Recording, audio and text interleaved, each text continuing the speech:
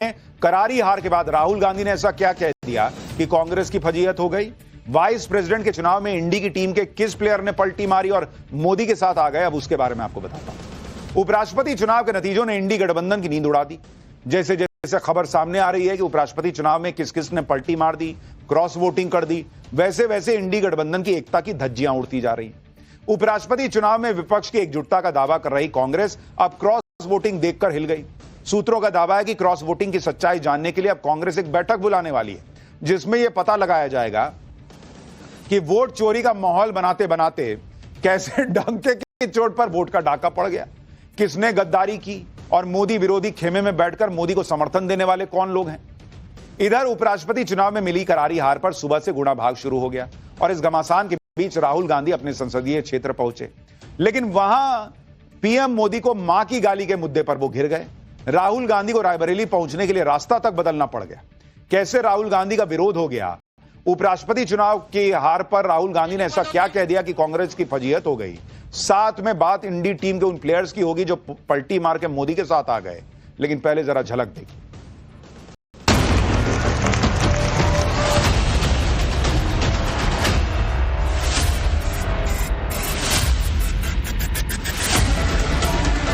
Vote छोड़ गद्दी छोड़।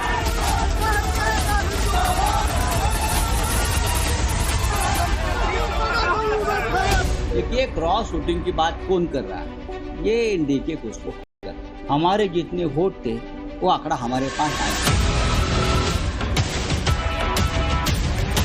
ये बंधक बना लेते हैं, सबको घर में रख लेते हैं और क्रॉस वोटिंग करवाने में माहिर हैं।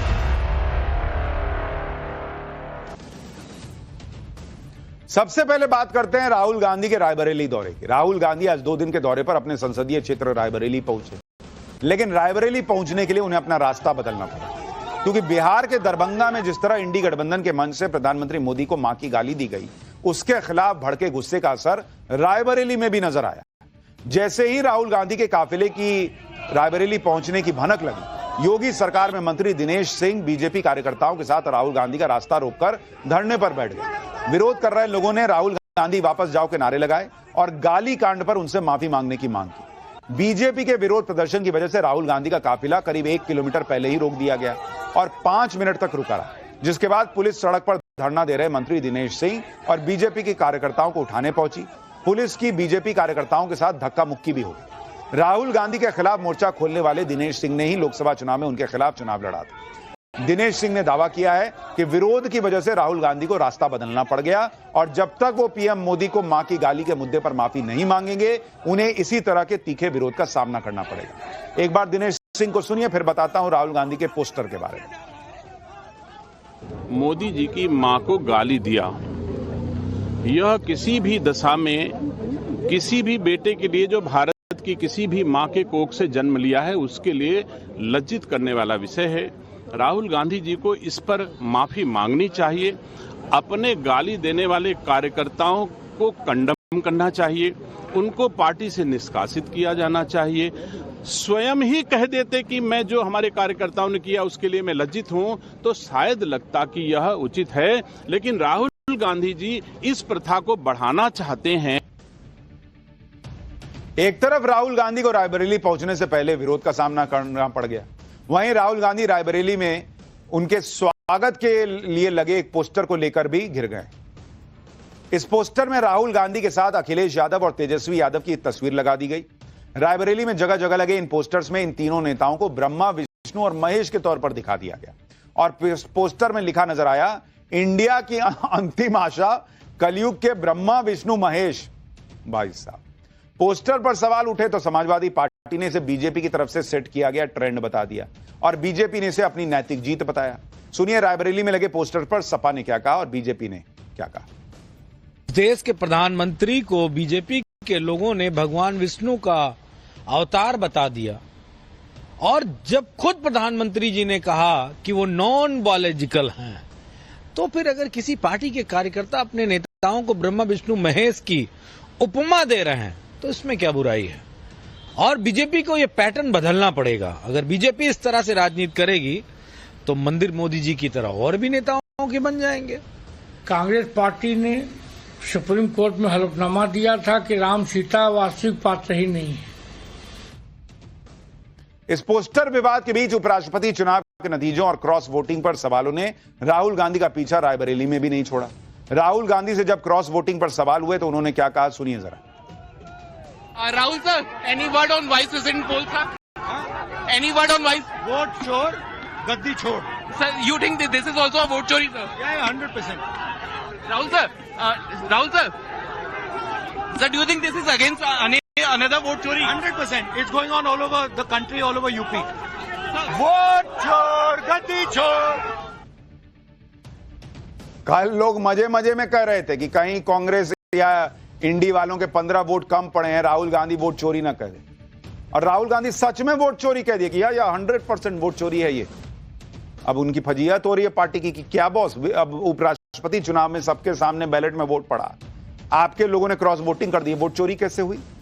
राहुल गांधी उपराष्ट्रपति चुनाव में वोट चोरी का आरोप लगाकर एक तरह से अपनी ही पार्टी की फजीहत करवा रहे हैं, क्योंकि कांग्रेस ने चुनाव से पहले मॉक पोल भी करवाया था ताकि यह तय किया जा सके कि इंडी के सभी सांसद अपने कैंडिडेट को वोट डालें और सही तरीके से डालें। बीजेपी ने उपराष्ट्रपति चुनाव में एकजुटता का दावा करने वाली कांग्रेस और इंडी गठबंधन के क्रॉस वोटिंग के मामले पर घेरा। दावा किया है कि एनडीए के कैंडिडेट सीपी राधाकृष्णन को 452 वोट इसलिए मिले क्योंकि इंडी गठबंधन के कई सांसदों ने उनका समर्थन दिया।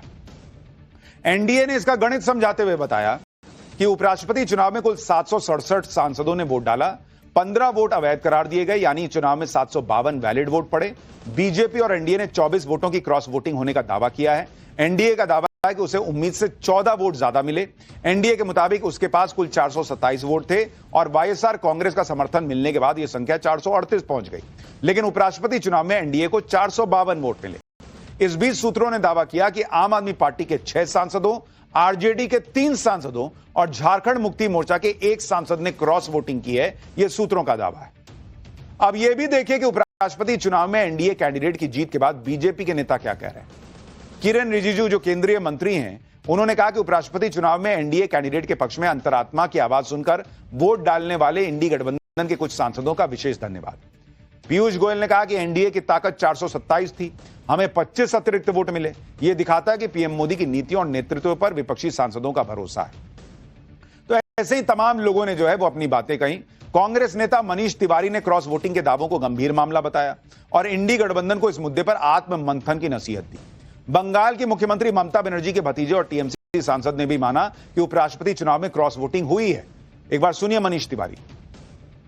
अगर कथाकथित तौर पर क्रॉस वोटिंग हुई है तो ये अति संवेदनशील और बहुत ही संगीन बात है, और जो तथ्य सार्वजनिक हुए हैं, जो सवाल आप पूछ रहे हैं, अगर उसमें ज़रा सी भी सच्चाई है तो जो इंडिया ब्लॉक के घटक दल हैं उनको इसकी तय में बहुत बारीकी से जाना चाहिए। जैसे मैंने कहा कि खास करके कुछ पार्टी ऐसा है, स्पेशली राज्यसभा में कुछ लोगों को हमको देखने को मिला है जहाँ पे कुछ लोग हो सकता है उनके पार्टी से चुने गए हो, लेकिन अभी भी एकदम साफ बीजेपी के साथ अलाइंड है।